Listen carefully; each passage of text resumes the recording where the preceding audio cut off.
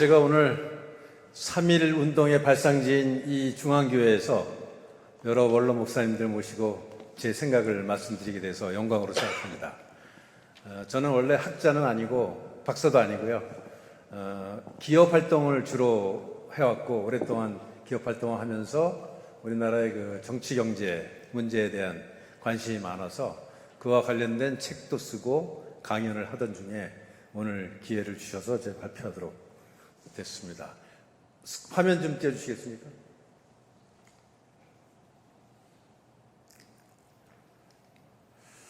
네, 오늘 제가 말씀드릴 제목은 통일비용 없이 북한을 자유문명국가로 만드는 길이라고 하는 상당히 흥미로운 거창한 주제를 갖고 얘기를 시작하겠습니다.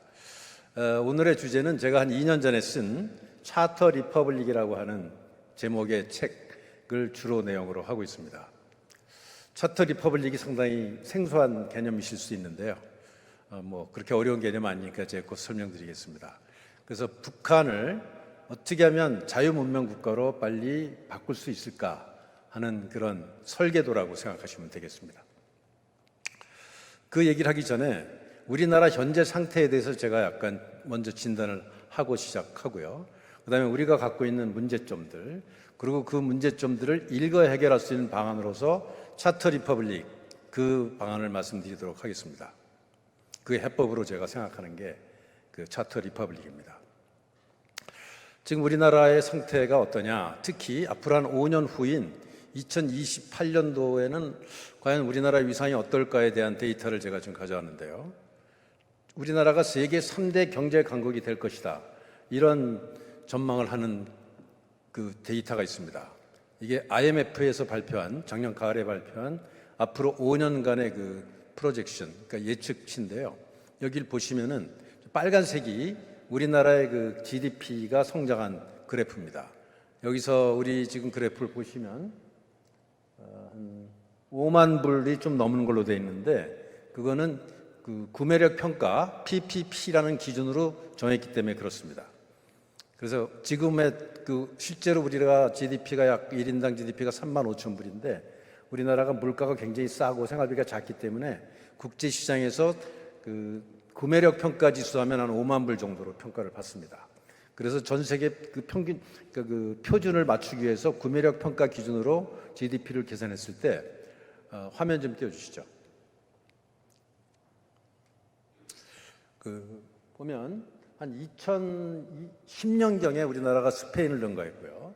그 다음에 이태리를 2014년도에 능가했고, 그 다음에 일본을 저희가 한 3년 전에 능가했고, 한 내년 정도에 영국을 능가하고 후년에 프랑스를 능가한다고 그런 데이터가 나옵니다. 굉장히 놀라운 숫자죠. 저희가 어렸을 때 한 10년, 20년 전만 생각해도 프랑스, 일본, 영국같이 어마어마하게 선진적인 국가를 과연 우리가 따라갈 수 있을까 생각도 못했던 것이 이미 국제기구에서 우리나라가 3년 후에는 이게 따라갈 수 있다, 이렇게 지금 데이터로 구체적으로 나오고 있고요. 그래서 큰 나라 중에서 우리보다 앞서 있는 나라는 미국과 독일밖에 없습니다. 그렇다는 얘기는 우리나라를 생각하기에 따라서 세계 3대 경제 강국이 될 수도 있다, 이런 생각을 우리가 한다면은 우리가 아직까지 생각했던 후진국적 사고, 중진국적 사고가 아니라 세계를 리드하는 국가의 사고 방식으로 우리가 우리 국민들이 생각을 해야 되는 시대가 왔다라는 점을 말씀드립니다. 이렇게 된 데는 굉장히 많은 분들의 노력이 있었겠지만 경제적으로 반도체 산업이 우리나라가 굉장히 커졌고요. 그 외에도 굉장히 많은 산업이 있습니다만 우리나라 반도체 사업을 이끄신 이병철 회장, 이건희 회장, 그다음에 지금 이재용 회장, 이 세 분이 상당히 중요한 역할을 하셨고요. 참고로 저는 이 세 분들을 다 만난 적이 있습니다. 그래서 그 인연을 조금 설명드리면서 제 개인 이력을 설명드리면, 제가 1981년도에 삼성그룹에 입사를 할 때 그때 면접을 이병철 회장님께서 직접 신입사원 면접을 전부 다 하셨습니다. 그때 제가 이병철 회장님을 삼성 본관 그 태평로 거기서 처음 뵀고요. 그리고 제가 제1지당 삼성그룹에 입사해서 제1지당에서 이제 근무를 하면서 제가 87년도에 런던 지점에 부임을 하게 됩니다. 그리고 그때 1991년도에 이건희 회장님께서 회장으로 취임하시고 얼마 안 있다가 런던 지점에 오셔갖고 그 런던 지점에 있는 삼성그룹 사람들을 다 모아놓고 약 3시간 동안 강연을 하십니다. 그때 바로 무슨 얘기를 하시냐면 자식과 부인만 빼고 모든 것을 다 바꿔라. 그런 신경영 선언을 하신 현장에 제가 있었고 그때 3시간 동안 들은 말씀을 다 녹음하고 기록해갖고 서울 본사에 보냈던 기억이 납니다. 그 후에 프랑크푸르트 선언을 통해서 삼성그룹이 엄청난 발전을 한 어떤 역사의 현장에 제가 있었다고 말씀드리고요. 그 다음에 제가 이제 95년, 1년도에 뉴욕 지점에 부임을 해서 제가 한 8년 정도 뉴욕에 있다가 1999년도에 한국에 들어와서 인터넷 사업을 시작합니다. 그 회사 이름이 이제 팍스넷이라고 하는 그 증권 관련 인터넷 기업인데요. 그 사업을 하면서 그때 이재용 회장이 당시 삼성그룹 인터넷 팀장이었습니다. 그래갖고 인터넷 사업이 커지니까 삼성그룹에서도 인터넷 관련된 기업을 10개 이상을 창립해 놓고 여러 가지 사업을 전개하는 과정에서 저와 만나서 이렇게 대화를 한 2시간 가까이 저희 회사에 와서 했던 기억이 있습니다. 어쨌든 저는 그런 경로를 통해서 IT와 주로 금융과 관련된 일을 아직까지 해오고 있는 사람입니다. 그리고 또 우리나라가 미래 산업에서 가장 앞서 있는 것 중에 하나가 배터리 사업이죠. 2차 전지 사업. 지금 LG만 하더라도 전 세계에 보시면 50조 원을 투자해서 자동차를 700만 대를 생산할 수 있는 공장을 유럽과 미국에 주로 지었습니다. 국내 공장은 크지 않고요. 해외가 95%입니다.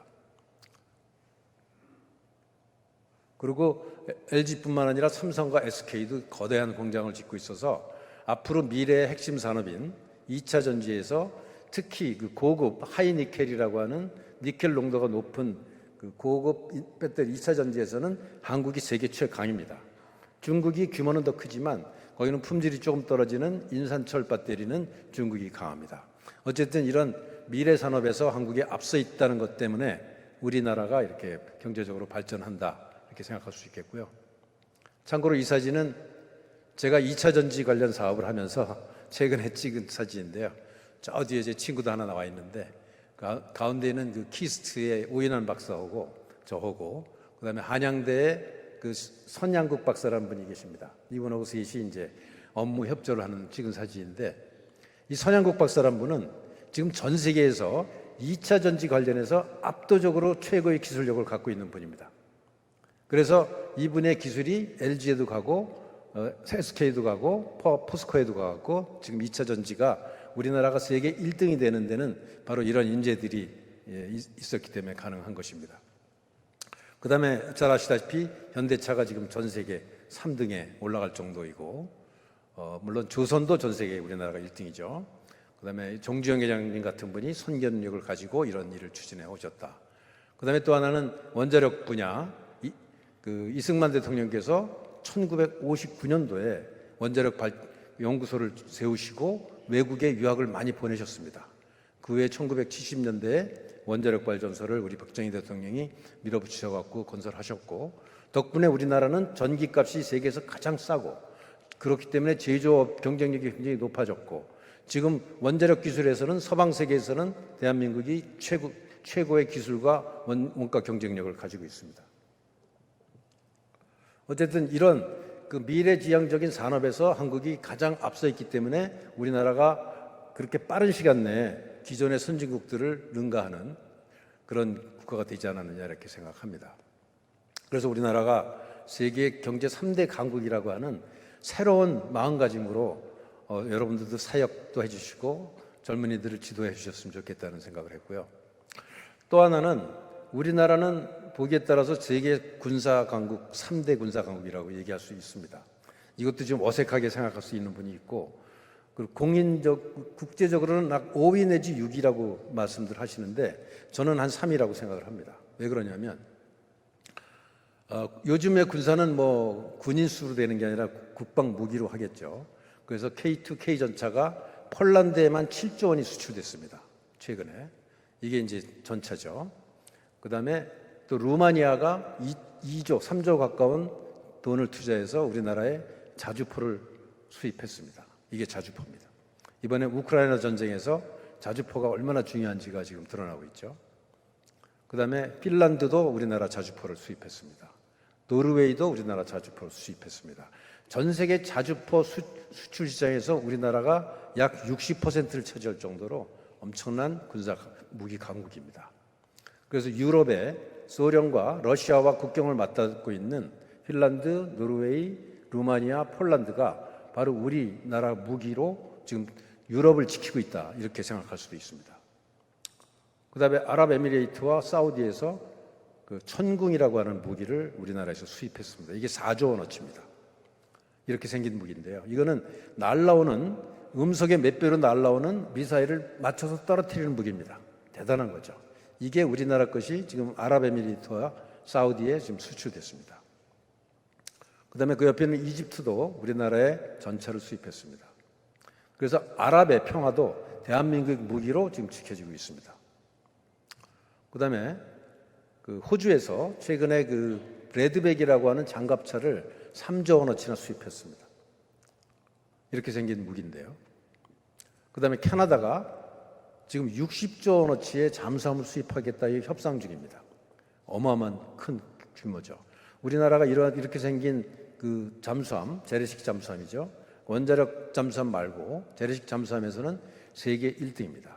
그러니까 캐나다가 무려 60조 원어치의 잠수함을 수입하는 그런 지경이 된 겁니다.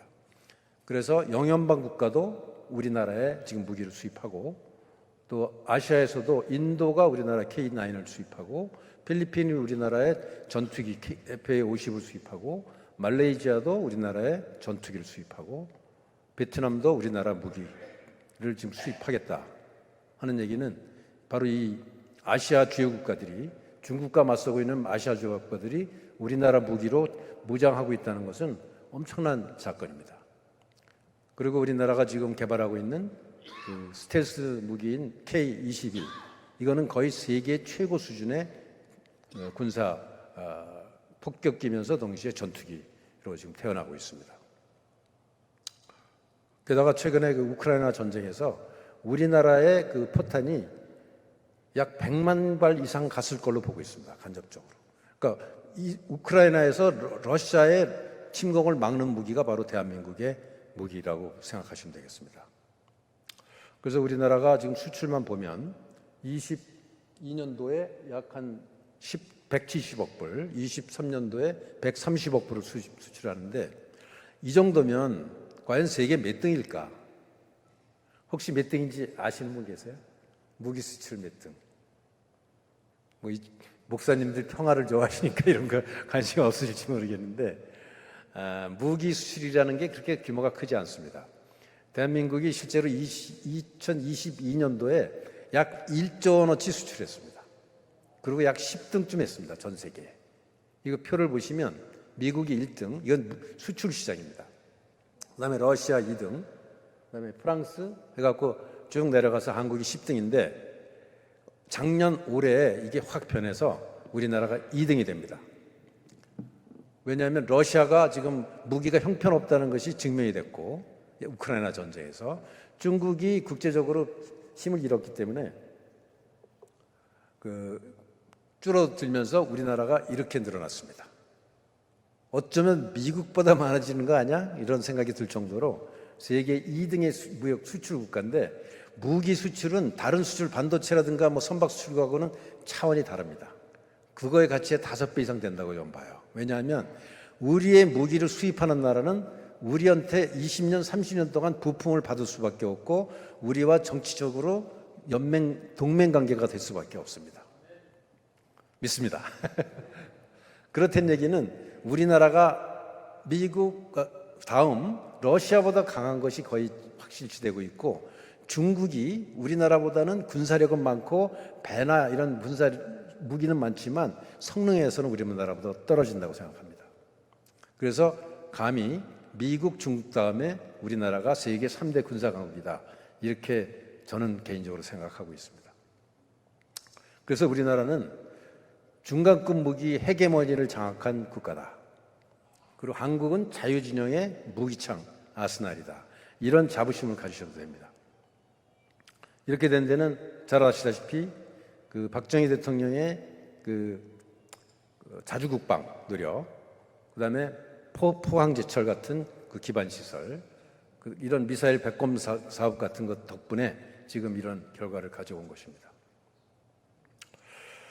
그다음에 우리나라가 저는 세계 3대 문화 강국 수준에 왔다라고 생각합니다. 우리가 어렸을 때만 하더라도 영어 배우고 일본어 배우고 독일어 배우고 프랑스어 배우는데요. 지금 전 세계 사람들은 영어 배운 다음에 한국어를 배웁니다. 문화야말로, 언어야말로 문화의 가장 핵심인데요. 여러분들 잘 아시는 BTS, 그 블랙핑크가 서양 사람들이 가장 아름답다고 생각하는 남자는 BTS고 아름다운 여자가 블랙핑크입니다. 우리 어렸을 때는 서양 여자 책받침에다 이렇게 미인이라고 생각했는데 지금 세상이 바뀌었습니다. 이 드라마드가 굉장히 세계적으로 인기 있다는 거는 여러분들 잘 아실 거고요. 오징어 게임 같은 거, 그다음에 영화도 세계적으로 뜨고 있다는 거 알 수 있는데요. 제가 여기에 또 약간 관여한 적이 있습니다. 제가 1995년도에 제1제당 뉴욕 지점에 있을 때, 이때 그 제1제당의 그 이재현 회장과 이미경 부회장께서 미국에 오셔서 스티븐 스필버그와 드림웍스라는 영화사를 창업하면서 3천억 원을 투자합니다. 그게 오늘날 CJ 제1제당이 영화 산업을 앞서는데 하나의 초석이 되는데요. 그때 제가 뉴욕 지점에 있으면서 뭐 그냥 잔심부를 좀 했습니다. 그래서 약간 인연을 좀 갖고 있다 말씀드리고 싶고요. 어쨌든 우리가 만든 미스터 선샤인이라든가 사랑의 불시착, 이런 그 드라마는 이미 북한을 변화시키고 있습니다. 여기에 나온 여러 가지 말들이 북한에서 유행하고 있다는 것을 저희가 간접적으로 듣고 있습니다. 게다가 일본이 가장 앞서 있던 웹툰이 지금 한국이 앞서고 있고요. 심지어는 K-뷰티, 화장품, 아름다운 건 한국 여성이라고 생각하는 시대. 그 다음에 한류 음식이 세계에서 이태리 음식이나 프랑스 음식, 일본, 태국 음식을 능가하는 인기를 구가하고 있고요. 심지어는 주거의 핵심인 온돌 문화가 전 세계적으로 퍼지고 있습니다. 그 다음에 한국어 열풍으로 뜨거운 상황입니다. 이 정도면 세계 3대 문화국가라고 할 수 있지 않겠습니까? 네.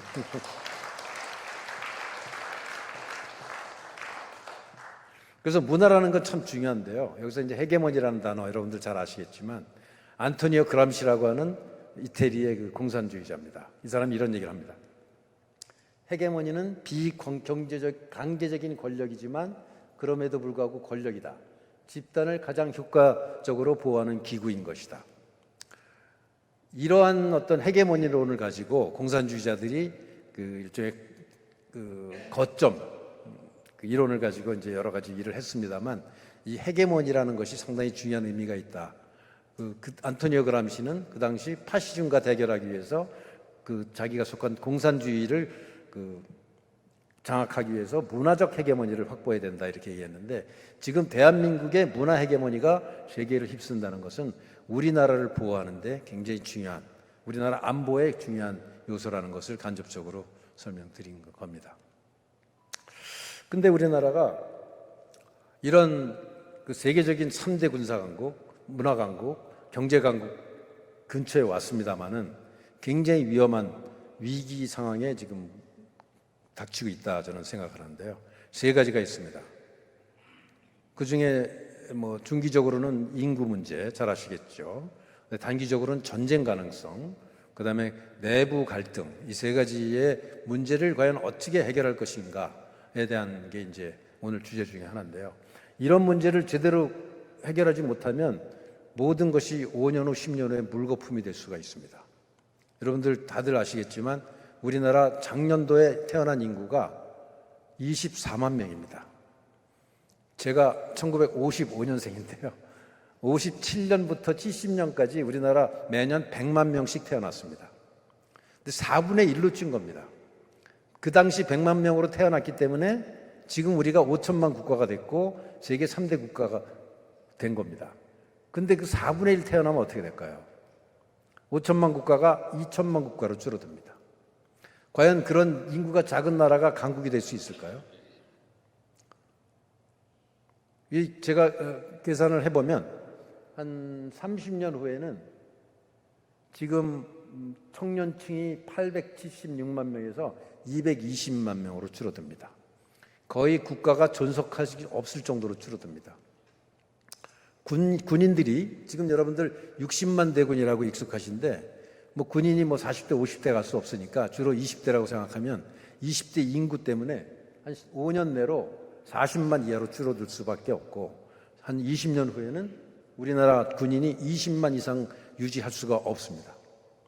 국방에도 굉장히 심각한 문제라는 얘기죠.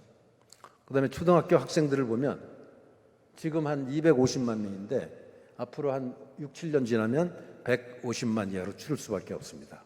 우리나라에 있는 모든 국민학교가 전반으로 줄고 몇 년 있으면 중고등학교가 반으로 줄고 대학교가 반으로 줍니다.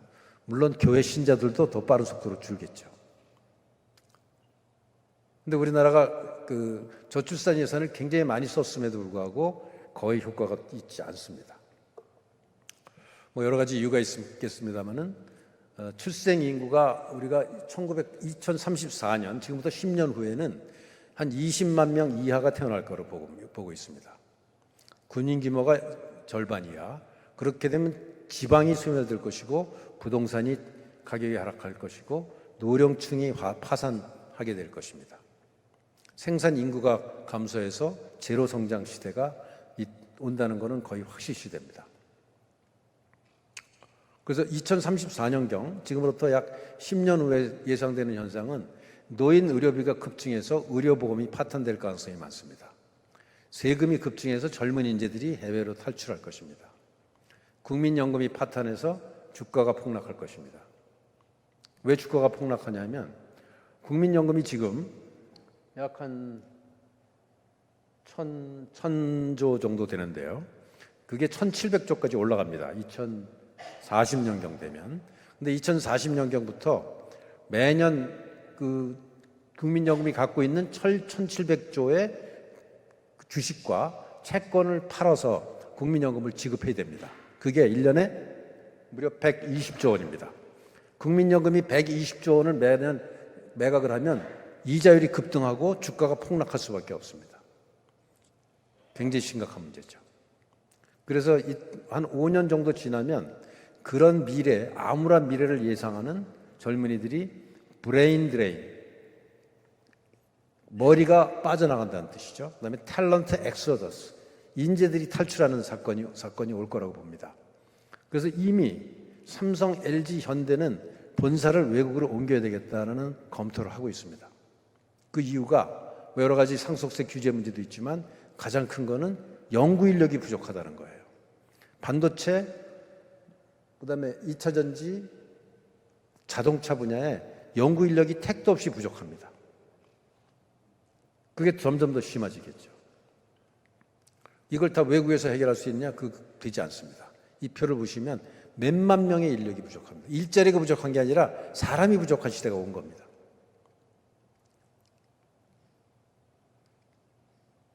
그래서 그런데 이 출산 문제에 대해서 심각성을 잘 모르고 있는 것 같아요. 정치권들도. 뭐 정치권에서 나오는 게 뭐 아기 나면 뭐 몇 천만 원 주겠다는 얘기하고 있고, 그다음에 뭐 이번에 국민의힘에서 보니까 출산 휴가를 한 달 더 주겠다. 이 정도 갖고는 택도 없습니다.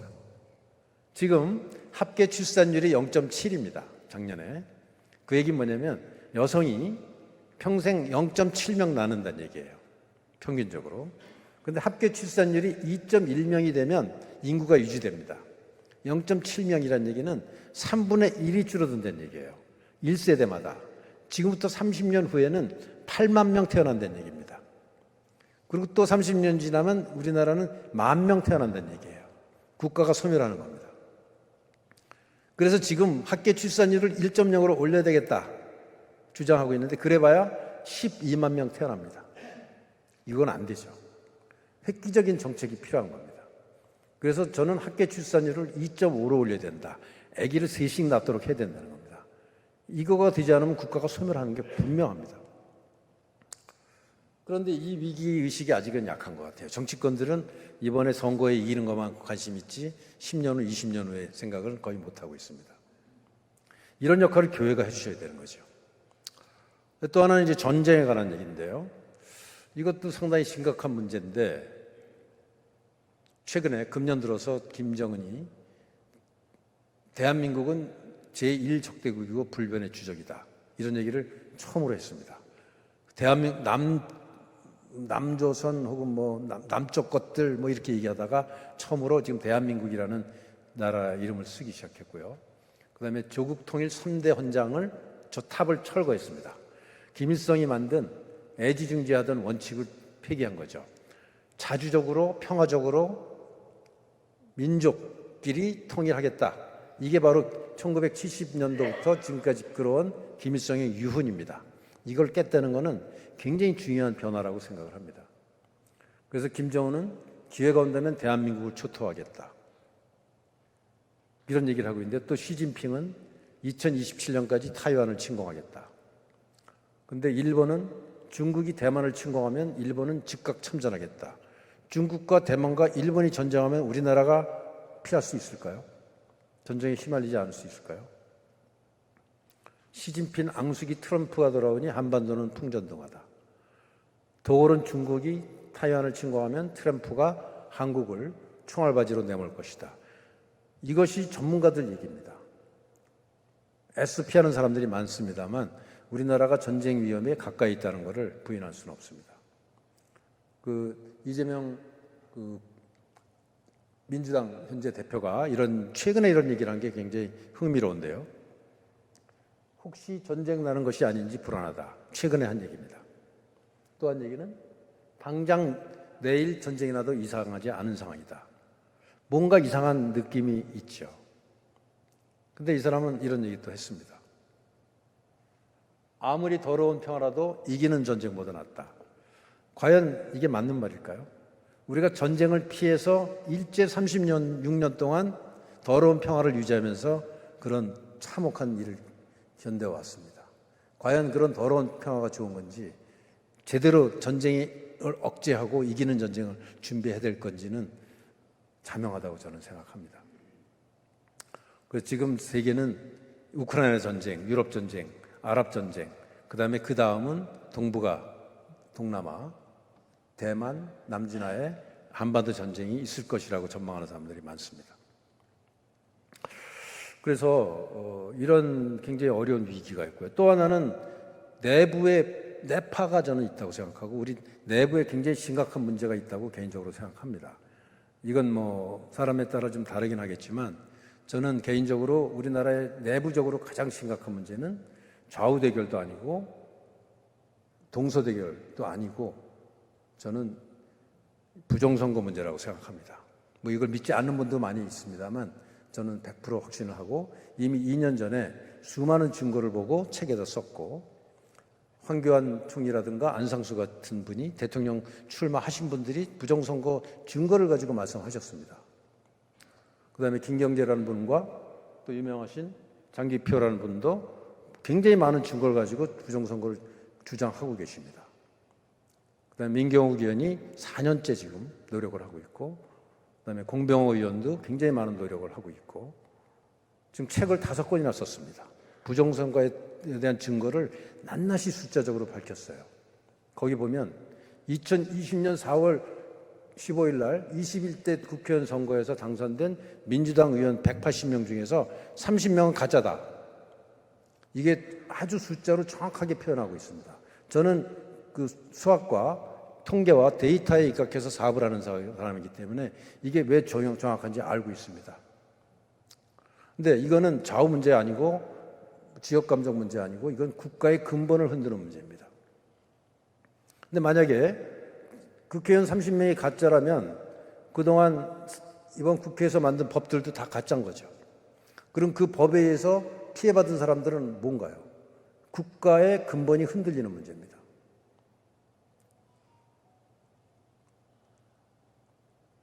그래서 그럼 누가 도대체 한 거냐? 거대한 집단이 있는 걸 보고 있습니다. 근데 전문가들 사이에서는 이 조혜주라고 하는 그 사람, 선관위 상임위원이죠. 그 다음에 민주당의 양정철, 이근영, 이 사람들이 주범이라고 생각하는 사람들이 많습니다. 그리고 이 사람들은 무조건 사형에 처해야 된다, 이런 주장을 하는 사람들이 굉장히 많은데, 그런 사람들이 아직 명예훼손으로 처벌받지 않았습니다. 근거가 있다는 얘기죠. 그다음에 이런 대법관들도 공범이다 이렇게 생각하는 사람들이 많습니다. 대법관들이 6개월 만에 선고를 해야 되는데 안 하고 2년, 3년 걸치면서 다 기각시켰습니다. 대법원 판사들이 우리나라 건국 이래 이 정도로 불신받는 일은 최초의 일입니다. 굉장히 심각한 내파의 원인이라고 생각하고, 만약에 이번 4월 달에 또 이런 대규모 부정선거가 있으면 우리나라는 거의 내란까지 갈 수 있다고 생각합니다. 이걸 믿는 사람들이 전 우리나라 인구의 약 30% 이상 된다고 보고 있거든요. 부정선거 문제는 단 인구의 1%만 문제가 있다고 생각해도 수사해갖고 문제를 해결해야 됩니다. 근데 이걸 전혀 수사하지 않고 있어요. 과연 왜 이런 일이 일어나는지 참 한심한 상황에 있는 거고요. 근데 이제 작년에는 이런 일이 있었죠. 국정원에서 조사를 해서 개표 결과까지 조작이 가능하다라고 발표했습니다. 그럼에도 불구하고 해결되지 않고 있어요. 그래서 과연 우리나라가 이 헌법에 4.19 정신이 기본인데, 4.19 정신이라는 거는 부정선거가 있으면 총칼에 맞서서 폭력으로 그 시스템을 붕괴시켜야 된다라는 얘기를 하는 겁니다. 제가 그래서 이거야말로 우리나라가 가장 중요한 내파될 가능성의 문제가 아니냐 이런 생각을 하고 있는 겁니다. 근데 다행히 최근에 한동훈 위원장이 사전 투표에도 관리관이 날인해야 된다. 약간 전향적인 움직임이 있는 거는 제가 기대하고 있습니다. 어쨌든 제가 너무 좀 거창한 얘기를 했는데요. 우리나라가 그래서 이런 큰 위험도 있습니다. 세계 3대 강국이 될 수 있는 기회도 있고요. 자, 그럼 이거를 어떻게 해결할 것인가? 제가 이제 차터 리퍼블릭으로 해결할 수 있다. 이렇게 생각을 해서 이제 책을 쓴 건데요. 그럼 도대체 차터 리퍼블릭이 뭔지 해법과 비전을 물론 얘기해야 되겠죠. 그래서 이 3대 위기를 단번에 해결할 수 있는 비책을 제가 감히 말씀드린다면, 우남 이승만 대통령께서 가르쳐 주신 길을 가면 됩니다. 우남 이승만 대통령께서 대한민국을 건국하신 게 바로 차터 리퍼블릭입니다. 우리 감리교, 여러분들 감리교가 우리나라 건국에 굉장히 큰 역할을 하신 거를 자부심을 갖고 계실 거라고 믿는데요. 감리교 선교사인 아펜젤러 선교사께서 배제학당, 저기 보니까 배제학당 교수님도 와 계시는데, 유순혜 교수님, 배제대학교죠. 여기서 만나시고, 그 다음에 간성감옥에 5년 동안 갇히셨다가 이 동지로서 호모 헐버트라는 분을 만나서 50년간 독립운동을 같이 하십니다. 여러분들 잘 아시겠지만 호모 헐버트 선교사께서는 아리랑을 녹취하셨고, 3인필지라고 하는 한글 교과서를 만드셨고, 그 다음에 우리나라 맞춤법에서 띄어쓰기를 처음으로 만드신 분이 이 선교사신 거 잘 아실 거라고 믿습니다. 그래서 이분과 미국에 같이 또 건너갔을 때도 미국에서 한미협회를 두 분이 하셨고, 그 다음에 한국에 오셔갖고 노고를 이끌고 오셔갖고 일주일 만에 돌아가셔서 양화교에 현재 묻혀 계십니다. 이분도 감리교 선교사십니다. 그래서 이승만 대통령께서 조지 워싱턴대, 허버드대를 거쳐서 푸시턴 대학교에서 박사학위를 받으시는데요. 그리고 얼마 있다가 3.1운동 후에 상해 임시정부를 비롯한 중요한 세계 임시정부의 타 대통령을 맡으십니다. 제가 이번에 이승만 대통령의 박사학위 논문을 한번 찾아봤습니다. 제목이 전시 중립론, 전시의 중립을 지키는 것이 미국에 어떤 영향을 줬느냐, 이게 박사학위 논문입니다. 그래서 제가 다는 못 읽어보고 조금 읽어봤는데요. 전쟁이 일어나더라도 상선이라든가 어떤 여객선의 통행은 유지시켜야 된다. 이동의 자유가 평화에 굉장히 중요하다는 게 이승만 대통령의 논문이었습니다. 이게 현재 중요한 메시지입니다.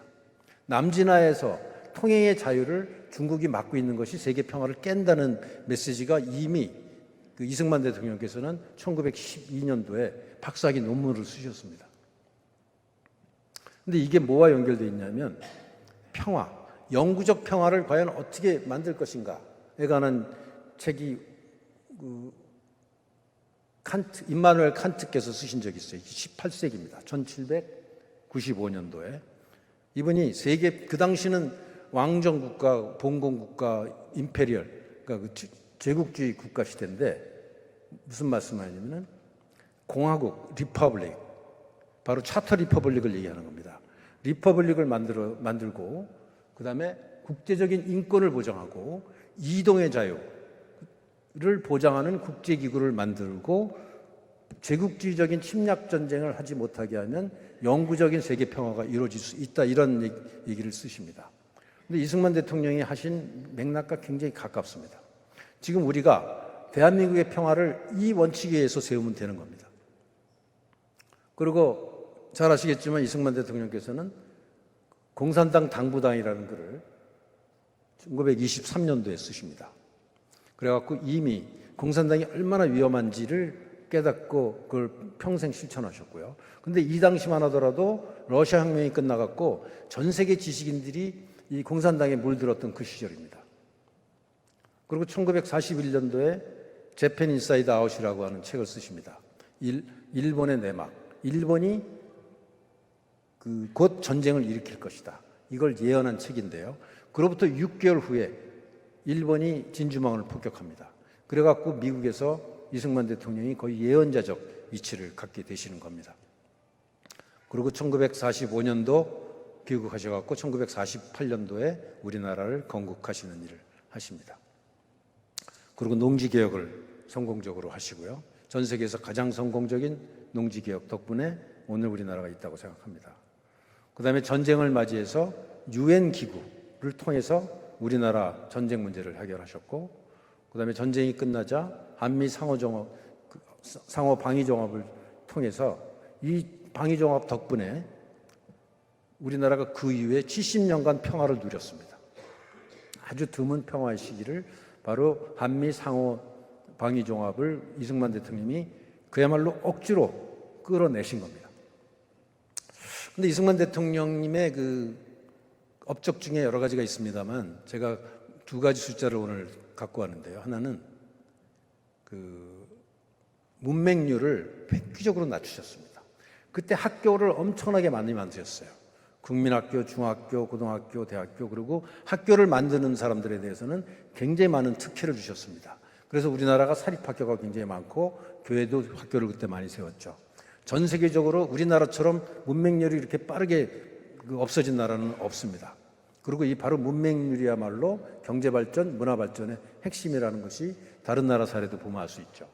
영국, 네덜란드, 미국, 이 선진국들은 다 이렇게 문맹률이 낮아진 것부터 시작했습니다.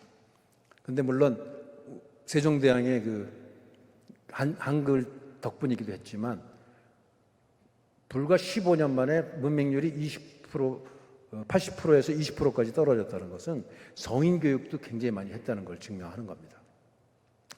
또 하나 제가 며칠 전에 그래프를 하나 그려봤습니다.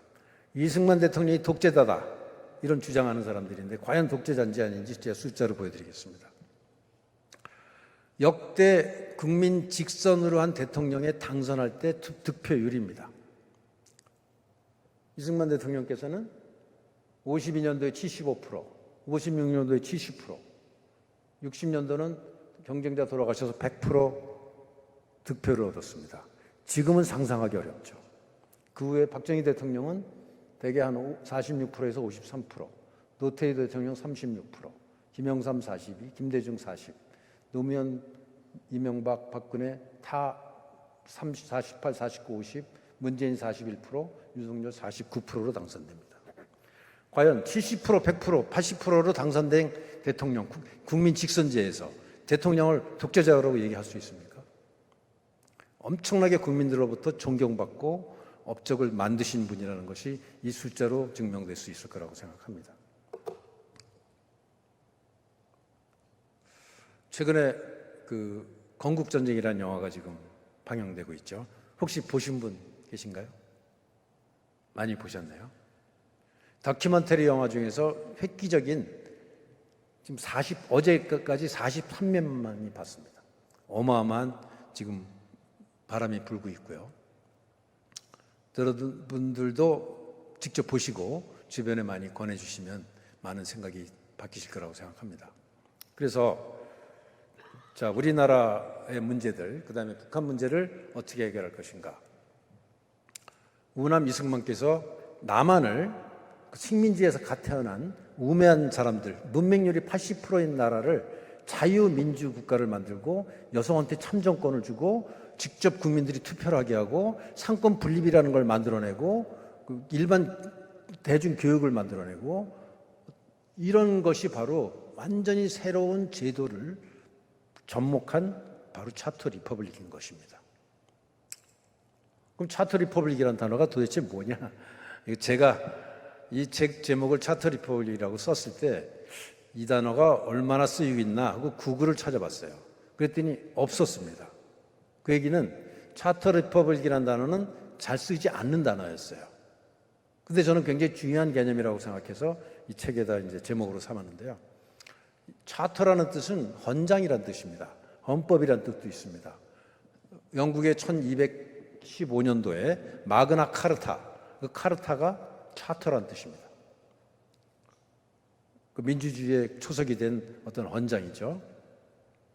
그 다음에 펜실바니아, 미국의 펜실바니아주를 건설한 윌리엄 펜이라고 하는 영국의 귀족이죠. 그 사람은 쉐이커 교도였습니다. 쉐이크 교도, 개신교죠. 근데 영국에서 핍박을 받아서 식민지로 가서 미국으로 가서 펜실바니아 주의 어떤 자치권을 보장받는데 그 문서 이름이 여기 나와 있는 차터 오브 프리빌리지입니다. 양호, 특권 양호장입니다. 윌리엄 펜 당신이 그 콜로니, 그 펜실바니아 주를 자치적으로 통치해라. 그래갖고 그때 만든 헌장입니다. 이게 미국의 헌법하고 굉장히 가깝습니다. 자율적인 공화국을 처음 만든 거예요. 그래서 펜실바니아가 미국 동부의 13개 주에서 가장 성장하고 아주 자유롭고 그런 주였고 전 세계 유럽에서 많은 이민을 받아들여 갖고 오늘날 미국의 뿌리를 만들었고 그래서 그 윌리엄 펜의 펜실바니아가 미국을 발명했고 그 미국이 전 세계 민주주의 현대 국가의 문명을 만들었다 이렇게 얘기할 수 있을 정도로 굉장히 중요한 역할을 하셨습니다. 그분이 윌리엄 펜이고요. 그래서 이분이 만든 바로 차터, 그 자율적으로 국가, 스테이트를 움직일 수 있는 그런 민주적 규율, 그게 바로 차터입니다. 그리고 왕이 없기 때문에 리퍼블릭이죠. 민주국가. 그래서 바로 그것이 차터 리퍼블릭이라고 이름을 제가 지은 거고요. 제가 힌트를 얻은 게 하나 있는데 그 폴 로머라는 교수가 있습니다. 저하고 나이는 같은데 노벨 경제학상을 몇 년 전에 받으신 분이 차터 시티라고 하는 개념을 굉장히 많이 홍보를 했어요. 차터 시티, 차터 리퍼블릭보다는 규모가 작지만 도시 규모의 새로운 국가를 얘기하는 겁니다. 그래서 홍콩같이 혹은 싱가포르처럼 완전히 그 빈 땅에 아니면 비문명이 없던 땅에다가 새로운 국가 제도를 만들고 헌법, 차터를 만들어서 국가를 건설하자. 그것이 현대 세계를 해결하는 방법이다. 그렇게 생각한 게 이제 폴 로머 교수고, 그래서 폴 로머 교수는 기존의 시스템과 분리된 독자적인 선진 시스템을 만들고 인프라를 만들어서 해외 이민을 주로 영입하고 그다음에 소득세와 법인세를 낮추고 기업 투자를 투자하고 재정의 큰 부분을 토지 매각 대금으로 마련하면 새로운 국가를, 새로운 문명 국가를 만들 수 있다. 이게 바로 차터 시티입니다. 근데 이거는 작은 규모고 저는 북한 전체를 국가 단위에서 차터를 만들어서 새로운 질서를 만들어서 새로운 헌법을 만들어서 독립적인 국가를 만들 수 있을 때 그걸 차터 리퍼블릭이라고 저는 이름을 줬습니다. 1950년경에 이스라엘이 그 팔레스타인 땅에 들어가서 국가를 만든 게 차터 리퍼블릭입니다. 대단한 성공을 현재 하고 있죠. 그 다음에 1945년도 일본이 평화하고 난 다음에 항복을 받았죠. 그 다음에 전범 재판을 하면서 일본에다가 천황제와 어떤 옛날 스타일의 그 시스템을 다 바꾸고 미국의 메가드가 주도해서 재벌을 해체하고 농지를 개혁하고 전범을 처단하고 전쟁이 불가능한 헌법이라고 하는 완전히 새로운 차터를 만들어서 그 국가를 새로 건설한 것이 일본입니다. 그게 차터 리퍼블릭이라고 볼 수 있고요. 이런 차터 리퍼블릭은 대부분 그 후에 엄청난 번성을 하게 됩니다. 이스라엘이 그랬고, 일본이 그랬고, 홍콩이 그랬고, 싱가포르가 그랬습니다. 싱가포르가 가난한 빈촌에서 지금 세계 최고의 그 부유 국가가 된 데는 바로 차터 리퍼블릭이라는 개념이 접목됐기 때문입니다. 대한민국도 1948년 5월 달에 선거를 하고 7월 달에 헌법을 제정하고 8월 15일 날 건국을 하면서 우남 이승만과 우파 인사들이 연합하고 유엔 협조를 받아 미국과 함께 미국식 차터 리퍼블릭을 만든 것이 바로 대한민국입니다.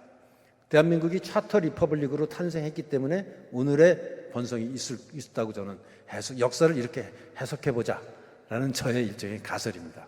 아직까지는 많이 이렇게 학자들은 호응하고 있지 않습니다만은 제 책을 읽어본 사람들은 상당히 호응하고 계십니다. 여러분들 잘 아시다시피 북한은 최악의 세습 왕국입니다. 국가 이름에는 리퍼블릭이라고 써 있습니다만은, 그리고 자기 스스로 공화국이라고 주장합니다만 공화국 절대로 아니죠. 민주공화국이라고 생각하는 민주주의 아니죠. 최악의 계급사회고 노예사회입니다.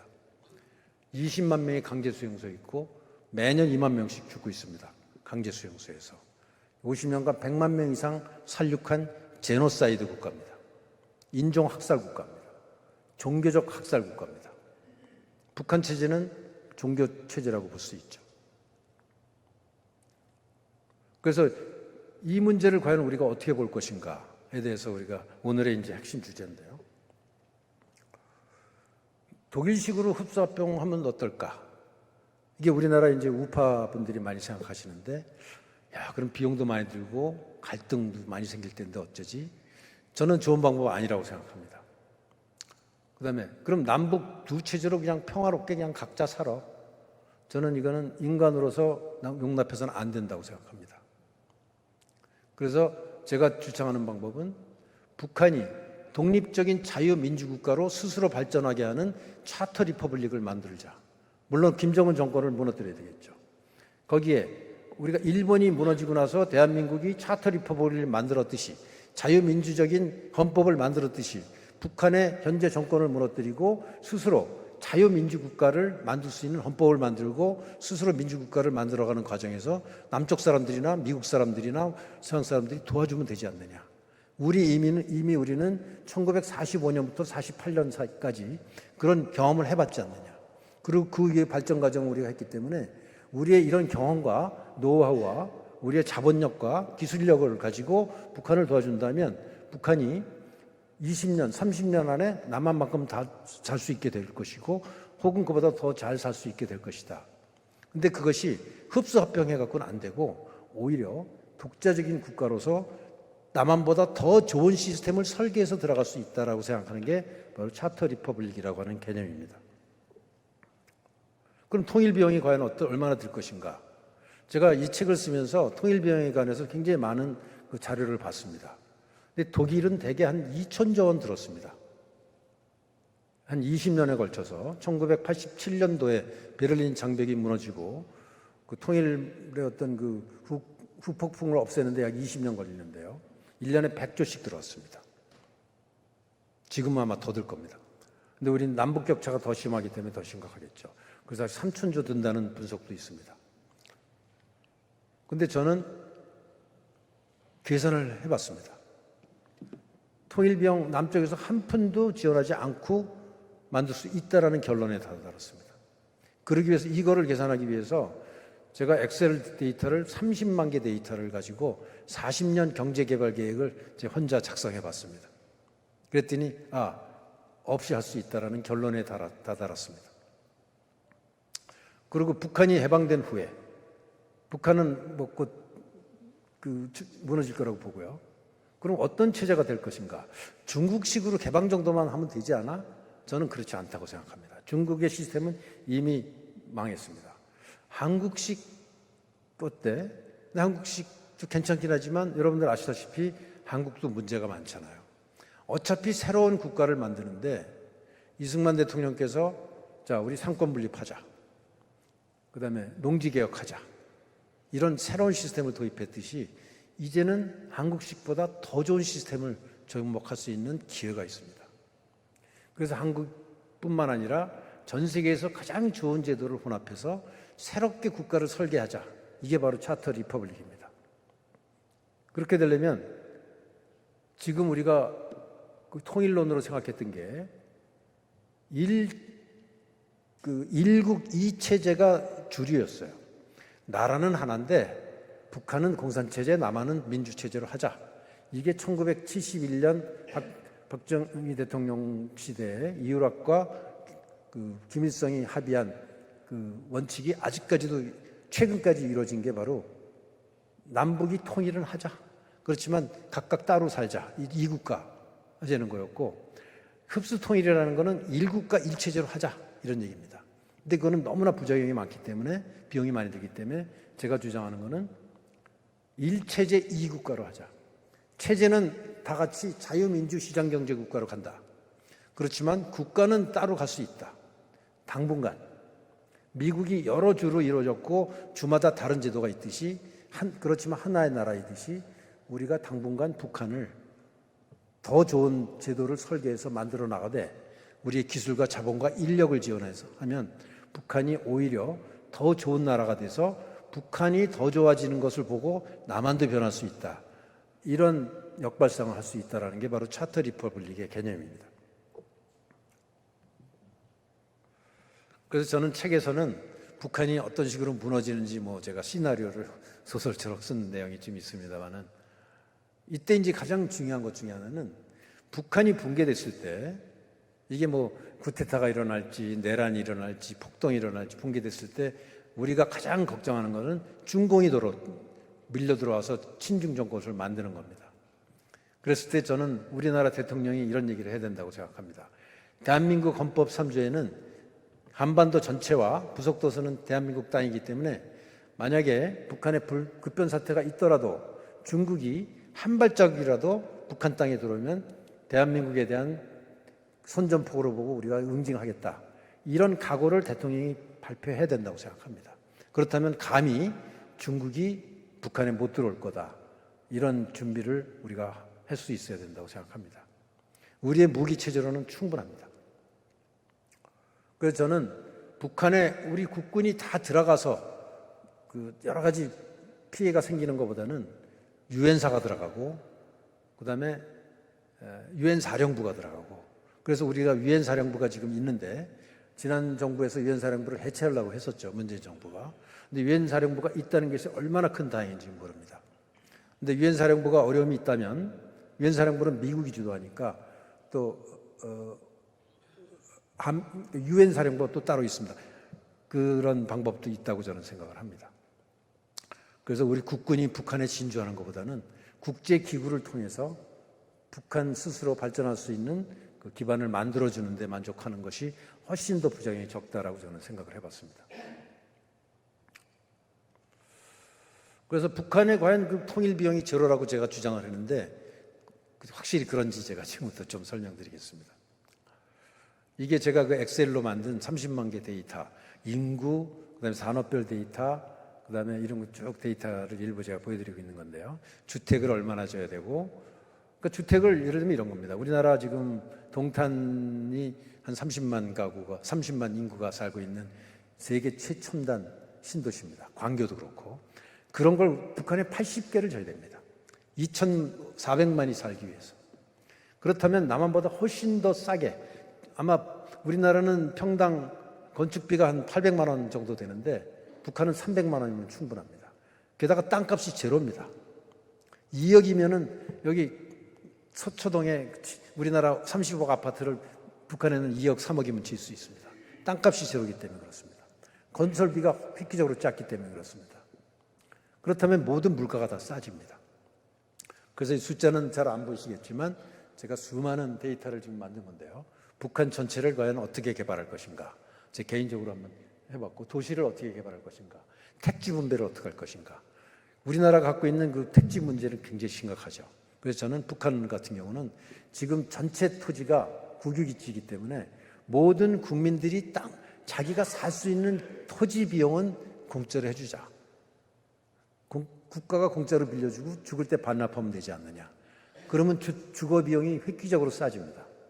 우리나라 강남구에 있는 아파트가 30억이라면 건축비는 10억밖에 들지 않습니다. 나머지는 다 땅값입니다. 그래서 이렇게 토지 문제를 해결할 수 있다면 북한이 훨씬 더 살기 더 좋은 나라가 될 거라고 생각하고, 이런 광교 같은 신도시를 80개 짓는다면 거기에서 철강, 시멘트, 어마어마한 산업적 부가가치가 생길 겁니다. 근데 우리나라는 또 이런 신도시 짓는 데는 세계 최고의 기술력과 경험을 갖고 있지 않습니까? 그래서 제가 그 북한 전체를 과연 어떻게 개발했으면 좋겠는지, 그 다음에 지금 여기 보이는 거는 북한에서 짓담한 그 신포에 있는 원자력 발전소입니다. 이 원자력 발전소를 과연 몇 개나 채워갖고 북한을 전력을 공급할 건지, 지금 거제도에 있는 조선소를 청진으로 옮기면은 과연 세계적인 경쟁력이 어떻게 생길 것인지, 그 다음에 농업은 어떻게 할 것인지, 그 다음에 이 압록강 하구는 어떻게 개발할 것인지, 두만강 하구는 어떻게 개발할 것인지, 이런 거를 재미삼아서 쭉 책에다가 북한 전체를 20년 동안 어떻게 개발할 것인지를 제가 써봤습니다. 철도는 어떻게 개발할 것인지, 도로는 어떻게 개발할 것인지, 자동차는 어떻게 할 것인지. 이게 장점이, 자동차나 통신이나 이런 분야는 후발주자의 강점이라는 게 있습니다. 옛날 시스템이었기 때문에 최첨단 시스템을 빠르게 접목할 수 있습니다. 그래서 예를 들면 옛날 통신 같은 거 없이 5G, 6G를 바로 접목할 수 있고, 무선 통신이죠. 그 다음에 가솔린차나 디젤차 없이 바로 전기차만 들어가는 세상을 만들 수 있습니다. 그러면 북한은 세계 첨단 기술의 어떤 그 모델 케이스가 되는 국가가 될 수 있습니다. 철도도 그렇고 이런 하이퍼루프 같은 첨단 운송수단도 실험할 수 있습니다. 하이퍼루프는 서울에서 평양까지 15분밖에 걸리지 않는 그런 겁니다. 이게 이제 일론 머스크가 만든 거죠. 그 다음에 이런 도심 공항 모빌리티라고 해서 시내에서도 비행기가 다닐 수 있는 시스템을 미리 설계하면 충분히 가능합니다. 그래서 전기는 과연 어떻게 생산할 것이고, 그 다음에 각 분야의 GDP는 어떻게 될 것이고, 각 분야의 인력이 얼마나 필요할지를 상당히 정밀하게 제가 계산했습니다. 제가 이런 계산하는 나름대로 취미가 있어갖고요. 화면 좀 띄워주세요. 그래서 보면은 외국인 전문가들이 굉장히 많이 필요합니다. 짐작이 가시겠죠? 기술자들도 필요하고, 관리자도 필요하고, 공무원도 필요하고, 군인들, 교사들, 목사님들이 굉장히 많이 필요합니다. 북한에. 우리나라 목사님들 제가 몇 분인지 정확히 모르겠습니다만 한 절반 정도 되는 사람들이 북한의 목사님들이 필요합니다. 그래갖고 스님도 물론 필요하고 캐톨릭도 필요하겠죠. 북한을 성화하는 일에 굉장히 많은 인재들이 필요합니다. 그리고 물론 북한의 사업 기회가 어마어마하게 많겠죠. 그래서 그런 사업하는 사람들이 많이 들어갈 것인데, 이렇게 북한이 개발되면 대한민국의 새로운 일자리가 500만 개가 생깁니다. 그 다음에 주가가 3배쯤 오를 거라고 저는 생각합니다. 포스코 오르죠. 한전 오르겠죠. 삼성전자 오르죠. 삼성물산 오르죠. 대우건설 오르죠. 다 오릅니다. 어마어마한 세계 최대의 프로젝트가 되는 겁니다.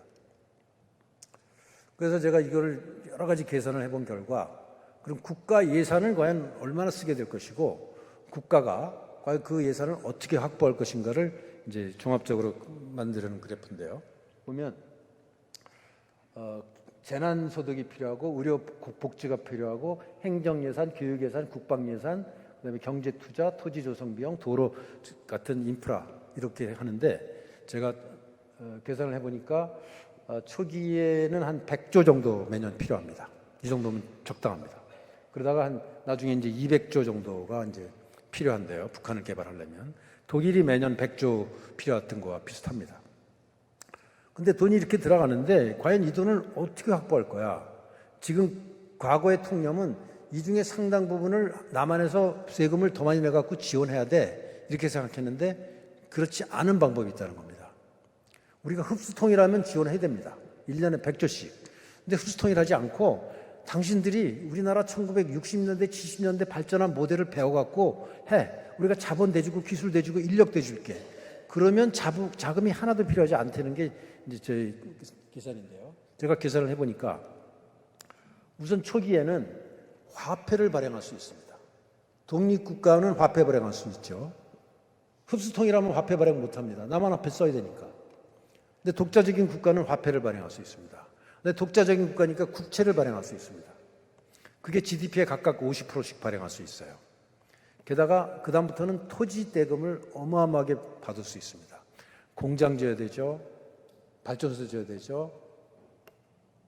수많은 기업들이 북한에 진출해서 이런 테헤란로 같은 것도 만들어야 되죠.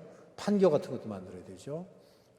여수산업공단, 포항산업공단 같은 걸 만들어야 되는데 그 땅값을 국가가 받아갖고 외국 자본, 남한 자본한테 줄 수 있습니다. 그 자본만 하더라도 1년에 50조, 100조씩 거둘 수 있습니다. 그래갖고 3년, 5년 지나면 그때부터 세금을 거둘 수 있습니다. 그렇게 되면 제 계산에 의하면 국가가 필요로 한 예산을 거의 다 자체적으로 확보할 수 있다라는 결론에 이르렀습니다. 그렇게 되면 통일비용 없이 북한을 만들 수 있을 뿐만 아니라 북한 사람들이 흡수 통일됐을 때 느끼는 자괴감, 어떤 박탈감, 혹은 남북 어떤 갈등 이런 문제 없이 북한의 인재들이 스스로 일어나서 자기가 남한보다 더 좋은 나라를 만들었다라는 자부심을 느낄 수 있게 된다는 것이죠. 이승만 대통령께서 빈 땅에서 우리의 그 인재들을 모아서 스스로 만들었기 때문에 국가를 건설했기 때문에 우리가 자부심을 갖고 외국 침략으로부터 막을 수 있었던 것과 비슷한 길을 가면 되는 겁니다. 우리의 경험을 북한에 전수해 주면 되는 겁니다.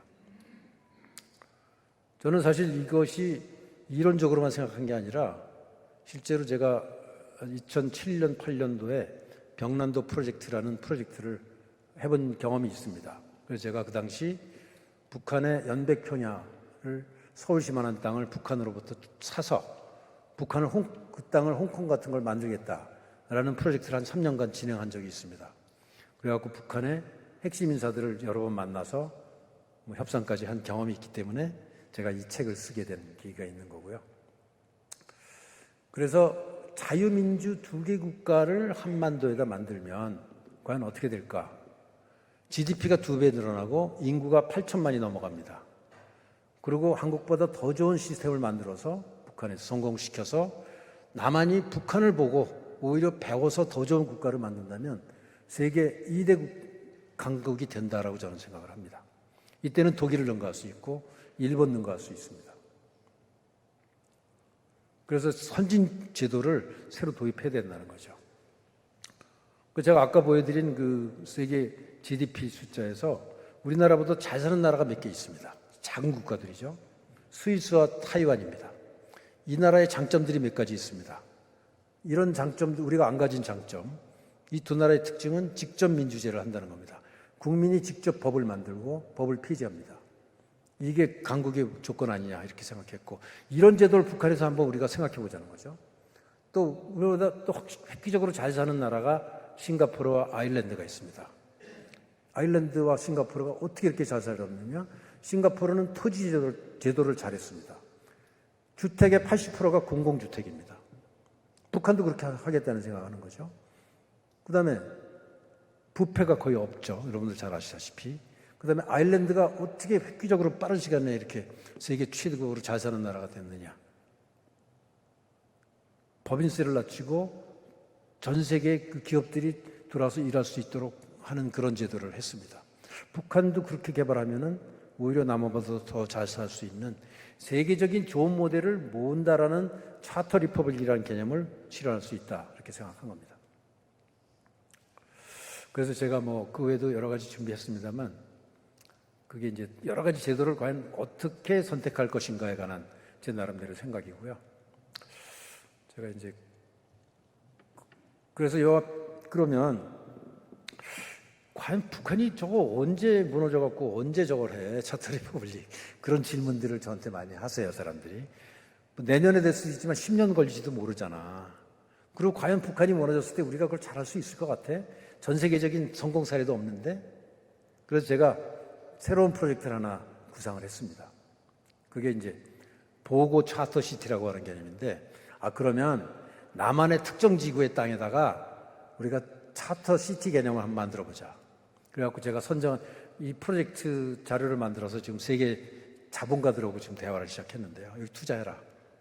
제가 그 선정한 지역은 이 해남 완도 진도 지역입니다. 여긴 진짜 인구도 없고 땅값 엄청 쌉니다. 여기에 홍콩 같은 나라를 만들어 보자. 그게 바로 제가 생각하는 차터 시티입니다. 여기서 실험을 해서 성공을 해보자. 이것도 어마어마한 사업이고 어마어마한 직업이 생기고 엄청난 그 인재들을 유입할 수 있고 전 세계적인 그 이 탤런트와 자본을 이끌어줄 수 있는 사업입니다.